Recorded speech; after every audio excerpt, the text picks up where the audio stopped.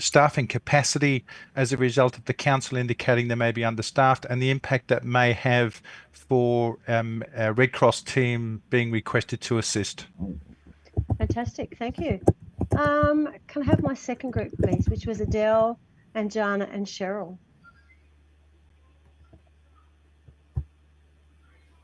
Anjana? Yeah, so Edith is there to talk about that one. I'm happy to do that, Sal. Yeah. Sorry. Oh, sorry, Adele. Yep. Okay. In the shift report, I think apart from what was said just previously, I think it's important to identify who was the person in the council who requested this person who needed help. When did they need that? What time was that? And also who was our person on our team? And that we had consulted with them and that they were happy to go ahead with it. I think there's a lot of missing information about the people, who they are and what their titles are, and when was this information asked, because the field report's requested at 10 a.m, but we don't know when the shift started. There's nothing on the scenario. Yeah, so I think that's a key point, and I think that one of the things that we would also be considering is, does it need to be put into a field report, or should this information been fed up to the operations team prior to? Exactly, Sally. And then followed up. Yep. I couldn't figure out really why we were putting this in a field report, to be honest. But yes, yeah. I also suggested about someone, the volunteer using the inhaler, given the smoke that's going to come about for the next couple of days. Yep. So we may have done as a report to our operations person to get some advice. It still needs to go into our field report. So we've actually got it documented in writing. Right. Even if okay. All right. Yep, absolutely. Either that, or you put it into your shift log. Anything that's in your shift log that could have a cause or effect really needs to be put into a field report as well. Okay. So Sally, does that negate the incident report? No, which we're going to talk about in a very short time. Okay. Nice little segue. Thank you. Thank you, Sal. Room 3, please, which is Chrissy, Heather, Jennifer, and Peg. Hi, it's me. Hi, sorry, Peg. I just missed about 15 seconds there, but we will put into the field report a list of the services that are there, that it's not just enough to say that there aren't very many. Yep. And if the center's been operating for a while, we might be able to suggest what services should be added to the list. Fantastic, thank you. And the second thing, and this may have been covered just a moment ago, was the potential health impacts on our own team. Yep, very important. And it may be that then there needs to be some further work done on perhaps a new risk assessment for the whole particular activation moving forward. I think it's a really important point. Erin, Gillian, Lynn, and Rachel, please. Okay, so we had put down that the expected temperature was going to reach 41, that the council requested help. So we sent a volunteer, so they may need to get more people. And there's some issues going on at the centre with a person having asthma, and the new issues that will be arising when they take over from us would be the smoke. Yeah, thank you. Thank you so much. And room 5, which was Emile, Jackie, Judy, and LJ, please.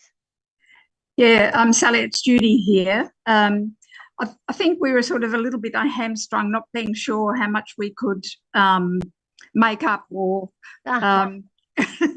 because the field report does ask for very specific information. Yep. And we didn't have a lot of that specific information available. So clearly you'd want to know how many Red Cross staff were actually on site. And at that time, it's worth mentioning that one of the team is an asthma sufferer, and that may cause a risk later on. At this stage, we don't know how many visitors are coming in, but we've clearly got an idea that there are risks for children and elderly.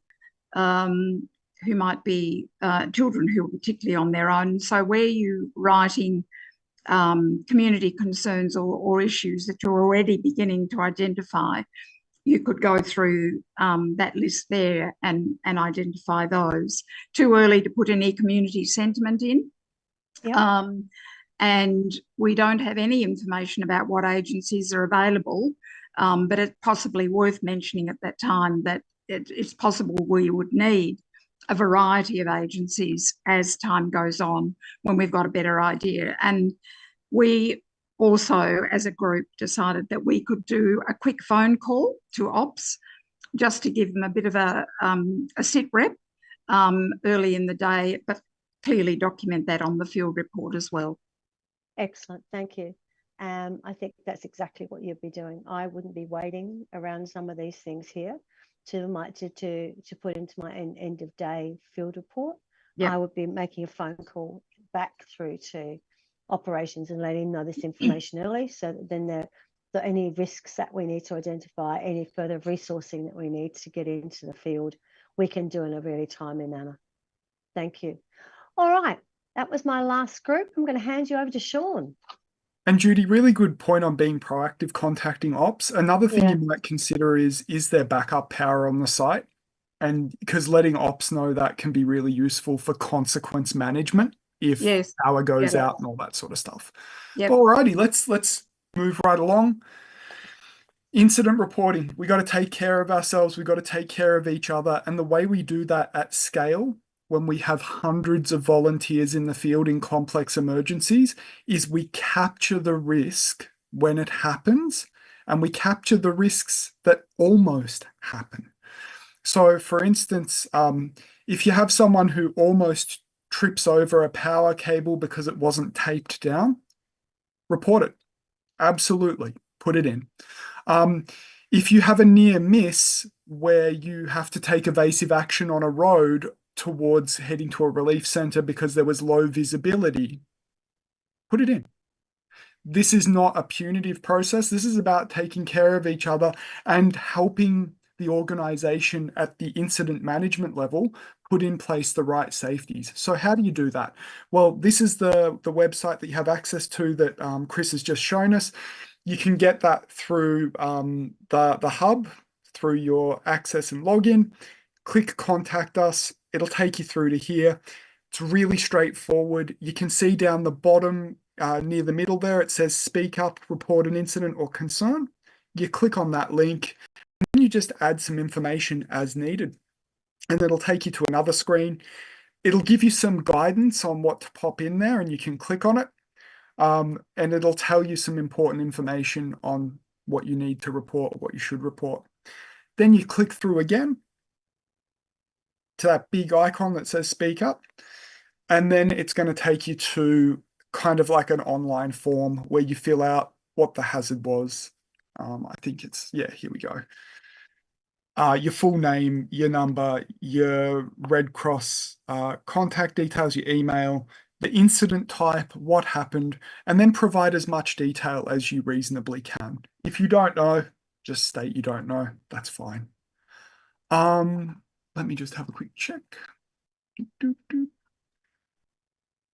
I think that's all there is to this one, really. But just to really emphasize this, I've used this system both in my volunteer. So it's through it's through the Red Cross hub when you log on. The link was in the slide deck. Now, these slides, I think, will go up on this event after we're done, so you'll be able to see it there as well. We won't be sharing the slide deck, no. But we will share the link. Deck. Okay, there you go. We will show the link. And you go back on the slide I'll share so the we link, can write not it to down. worry. Yep, but we will share those. Sarah, can we share these 3 slides, please? Thank you. And of course, you will, even if you haven't got a Red Cross login, you will have a login to the Red Cross system as a team leader. Yep. Now, another option, we encourage you to do this, to use this system. Also, any safety issue that you have, please report it up through ops as well. The reason why it's important to do both is that when the incident is happening right now in the field, ops, planning, logistics, command, and the safety cell in the IMT for a big activation, they want to know about these risks early and often so they can take corrective measures straight away. We don't want to wait 24 hours and find out a report's been done. We want to do things right now. So encourage you, talk to ops about the risk, try and put in place some things to make it better straight away, and also report. Are there any questions or queries on this one? Yes, I have one. Just not wanting to appear to be a Luddite, but it sounds like an awful lot of what you're expected to do online in the field. So, I mean, you know, in 1925, I took my laptop and did RFRs and things on it. That's obviously not what's expected of us. What is expected? I mean, do we get iPads or tablets to do all this, or is it expected that we do it all on our phone? You can actually do parts of this on a tablet or a phone. If we're meant to have one, are we?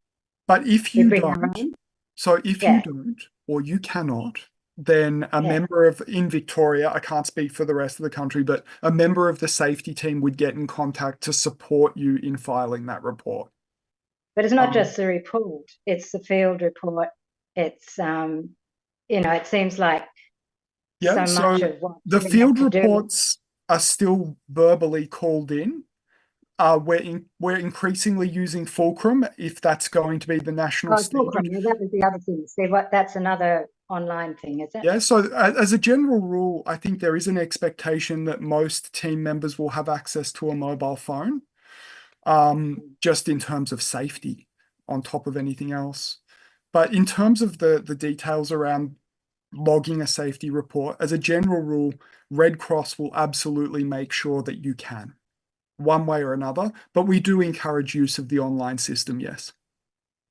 Okay, yeah, it just seems for recruitment purposes, I mean, looking at my own team, we're an aging population. We're not, you know, not everyone has a smartphone.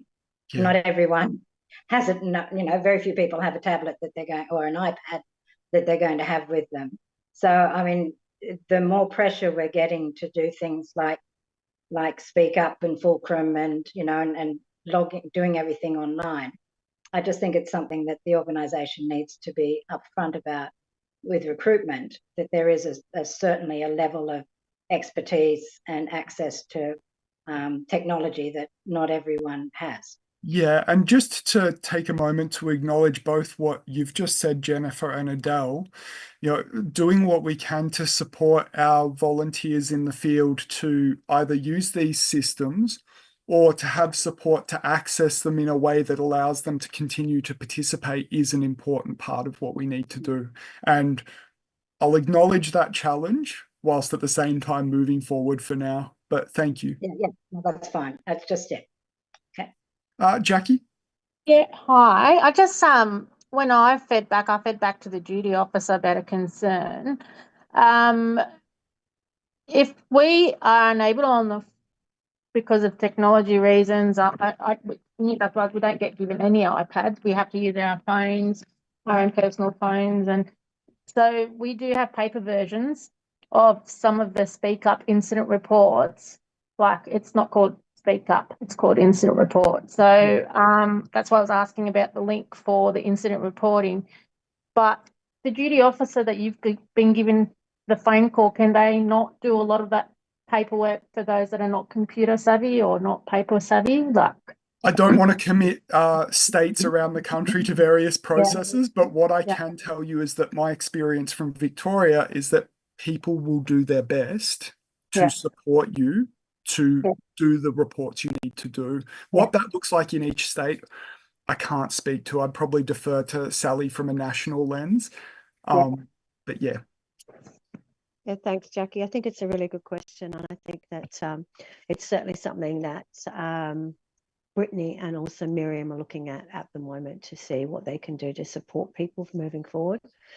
You're absolutely right that not all states and territories have access to technology that they can use out in the field. That's why we will still continue with paper forms.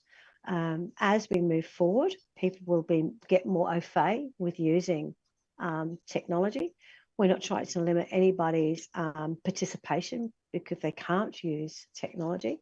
But of course, our ageing population in 10 years' time will be our population that grew up with technology moving forward. And that's not to limit, and it's not to downplay the absolutely fantastic work that our volunteers are doing at this point. I'd also note that you're all currently accessing this Zoom very likely on your own personal devices, and there's been a huge uptake in technology and capability uplift across our workforce since COVID-19. And so I acknowledge there are still challenges, but I've also seen, huge amounts of learning and upskilling from our workforce, or like our volunteer team too. And so I think that's a positive element of it, but not the whole answer, obviously. Yeah, absolutely, Rachel. Thank you. All right. I think, David, unless you've got a really burning question, I'd probably move on to safeguarding. Can I just make one comment? It's not a question. It's basically an option for you to consider. And that is, as part of the pre-deployment questionnaires, maybe this is a topic that needs to be introduced in some way so that people at least have a heads up that if they are uncomfortable, that might be a legitimate reason for them not to take it up.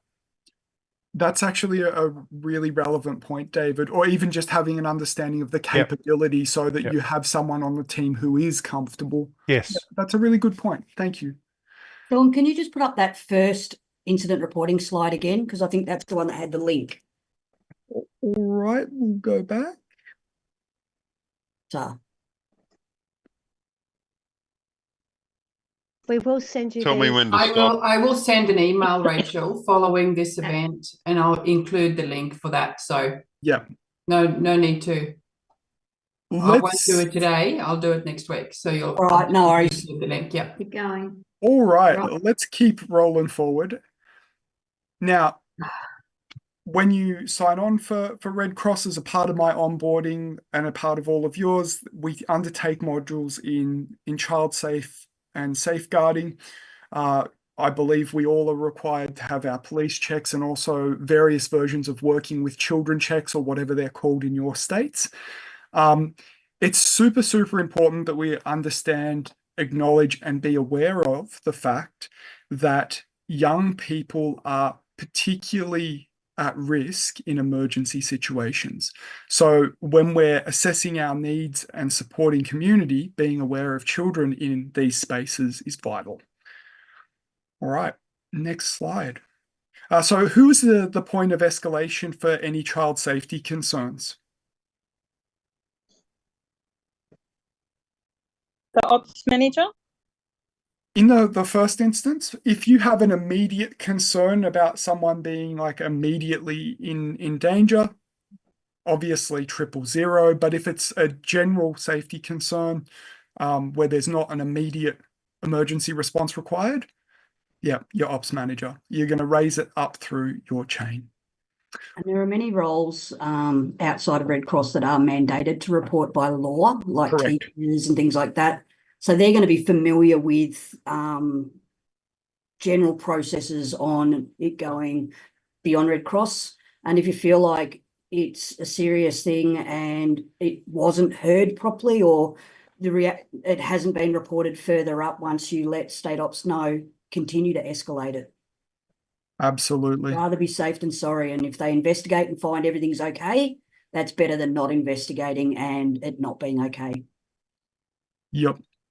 All right. So what we're going to do is we're going to break this down and make it as direct and straightforward as possible about you having a trained course of action within your role at Red Cross to keep kids safe. So, have you observed a potential child safeguarding concern? What could that look like? It could be that you've got people who are having inappropriate contact with children, or they're perhaps being in a space with children alone, all those kinds of issues. Well, if the answer is no, well, then you go, okay, have you been informed of a potential child safeguarding concern? Nope. Okay, but you still feel like something's not right in your gut. It's just, there's something wrong. Escalate to ops. It's fine. They will give you that next point. They'll link you into the other supports if required. They'll ask further questions that might tease out the details. Now, if you have been informed, or you have observed a problem, is the child in immediate danger right now? If the answer is yes, well, then you call in 000 straight away and you'll inform the relief centre manager. So ERC is Victorian speak for Emergency Relief Centre manager, and you'll work together to help make the ERC safe. Then you'll escalate to ops. Now, next up, if the child's safe now, no, continue to work with the ERC manager until the situation's under control, police are on scene, whatever's needed. If the answer is yes, well, then if you haven't told the relief centre manager already, tell them, but then also escalate to ops. And then finally, you've got an incident reporting procedure in the Child Safety and Wellbeing Handbook. You go, hang on, Sean, I don't have that handbook. No worries. Talk to ops and they'll walk you through it step by step. So this is a really straightforward process, gives you that graded step approach. And then if ever in doubt, just escalate to ops and you are good. All right. Here we go. I think this is our final scenario for the day.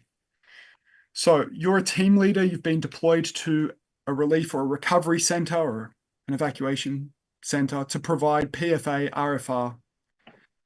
The centre's run by local council. There's a number of other agencies on scene. While you and your team are providing RFR to a large family that's just arrived, you notice a child no older than 5 enter the building. They seem overwhelmed and they're wandering around aimlessly as if they're lost. It's clear to you that there is no parent or guardian with the child. Feel free to take a quick photo of this and we'll pop you in breakout rooms. You'll discuss what was the action you'd take as a TL, who are the key people you'll engage with, how would you communicate with them? So, do you need 5 or 10 minutes for this one? Okay. Give us 10 if you could, Sean, because 5 tends to run pretty fast. I reckon you're right. Yeah. Okie dokie, 10 it is. We'll see you soon. And if you need to take a photo of that scenario, please do so now.